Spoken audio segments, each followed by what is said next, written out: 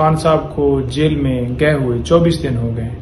एक गैर कानूनी गैर आईनी फैसले के अंदर गिरफ्तार किया गया। आज हमें पूरी उम्मीद है कि इंशाल्लाह खान साहब की जमानत हो जाएगी, उनकी सजा जो है सस्पेंड हो जाएगी। दूसरे नंबर पर आपको बताता जाऊं कि ये कहा जा रहा है कि साइफर वाले केस में खान साहब को गिरफ्तार कर लिया गया है, तो ऐसा मुमकिन नहीं है।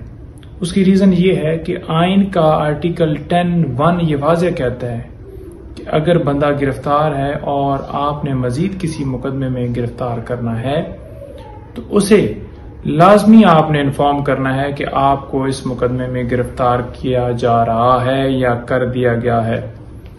अभी तक ना उन्हें इन्फॉर्मेशन है ना हमें इन्फॉर्मेशन है।